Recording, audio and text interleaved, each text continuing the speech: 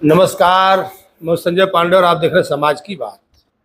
Paper में कुछ ऐसी खबरें निकली हैं जिस पर मैं थोड़ा सा बात करूंगा।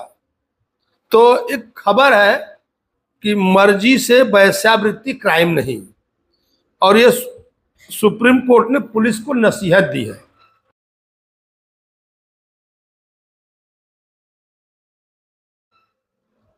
और कानून भी बताया है कि अगर कोई बालिग है और अगर अपनी मर्जी से वह वेश्यावृत्ति करती है तो पुलिस उसे परेशान नहीं कर सकती है।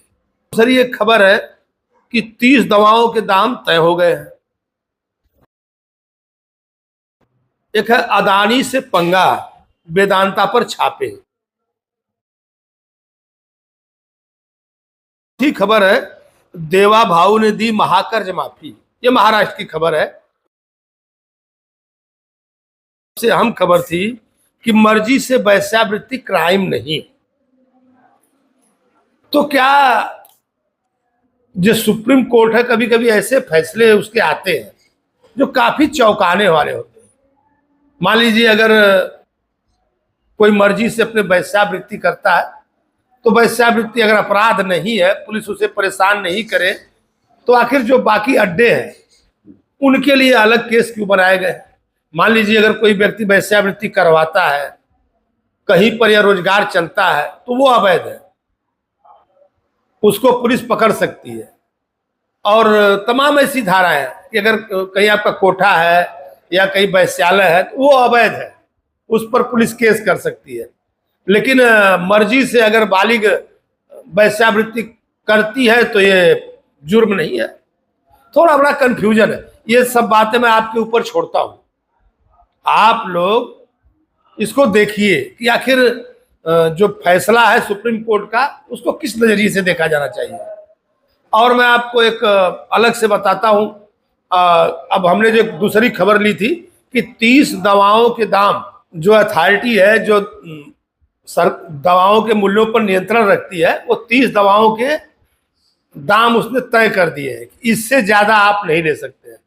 जो एमआरपी छपी है आप उससे ज्यादा नहीं ले सकते। उसमें कुछ ऐसी दवाएं हैं, कुछ विटामिन वगैरह की दवाएं हैं, कुछ विटामिन डी वगैरह की दवा है, इस तरह की दवा है जो जीवन रक्षक संबंधी दवाएं हैं।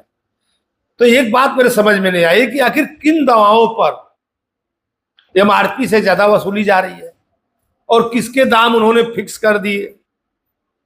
कुल मिला करके मैं कई वीडियो इस पर डाल चुका हूं कि किस तरह से जो मेडिकल वाले हैं, ये जो जेनरिक दवाओं के नाम पर, बाकी ब्रांडेड दवाओं के नाम पर जम करके लूट मची है और ये 30 दवाओं के दाम नियंत्रण कर रहे हैं।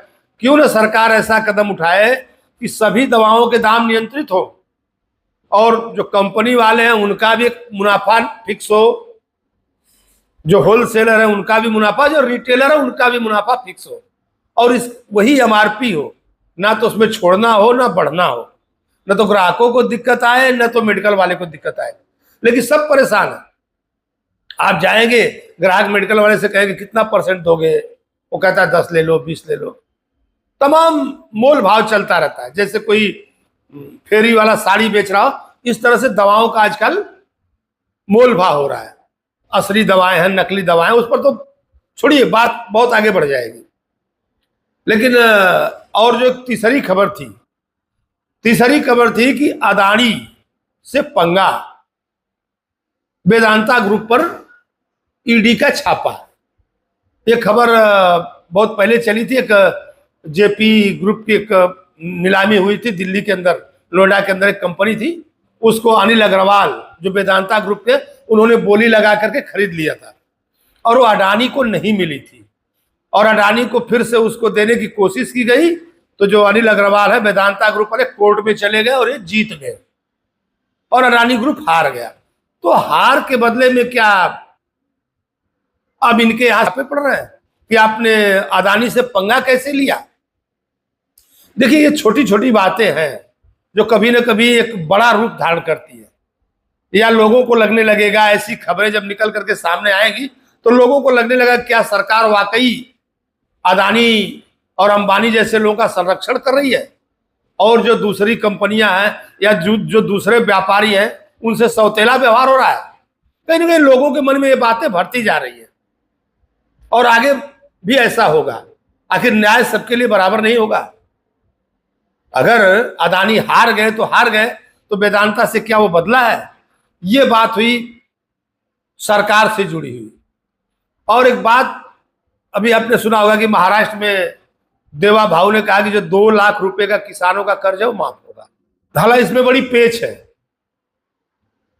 इसमें बड़ी पेच है। उनका कहना था कि 2 लाख के ऊपर का जो कर्ज है, अगर किसान उसको भरता है तो बाकी का कर्ज उसका एक साथ खत्म हो जाएगा, या जो 2 लाख के नीचे के कर्ज वाले किसान हैं उनका कर्ज माफ हो जाएगा। इस तरह की बातें उसमें है। अभी जब इलेक्शन बीत जाएंगे तो सरकार उसके लिए फिर अपना एक GR निकालेगी कि नहीं किस तरह से कर्ज को माफ करना है। तो आखिर इस तरह से कर्ज माफी, लाडली बहना, तमाम दुनिया भर की ऐसी योजनाएं हैं जो सरकार लोग करेंगे। सरकार के ऊपर अतिरिक्त बोझ पड़ रहा है। तो आखिर सरकारें ऐसा कर क्यों रही? अगर मान लीजिए कहीं कर्ज माफी करनी है तो कर्ज को चाहे तो वो लोग वैसे ही रख सकते हैं, जिसने भी कर्ज लिया था उस पर ब्याज न बढ़े, और अगर वो नहीं दे सकता, आज नहीं दे तो कल दे, लेकिन उस कर्ज को वैसे ही रखना चाहिए। कर्ज माफ करके लोगों को एक तरह से जो कर्ज है वो लेने के लिए बढ़ावा देने वाली बात है।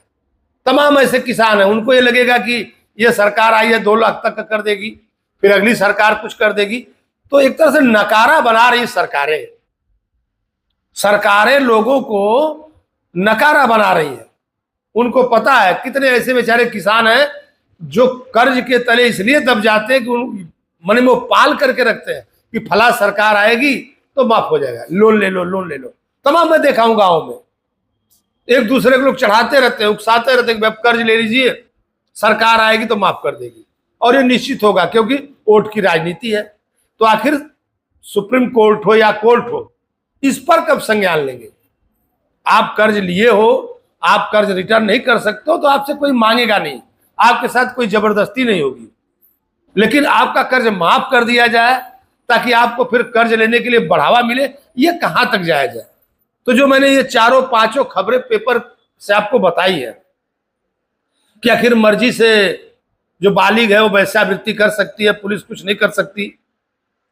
दवाओं के मूल्य निर्धारण वाला वेदांता ग्रुप पे ईडी का छापा, और देवा भाऊ द्वारा ये 2 लाख रुपए का कर्ज माफी। इन सारी बातों पर अब बारी आपकी है। हमने तो बता दिया, आप क्या इस पर अपनी राय रखते हैं कमेंट बॉक्स में जरूर बताएं।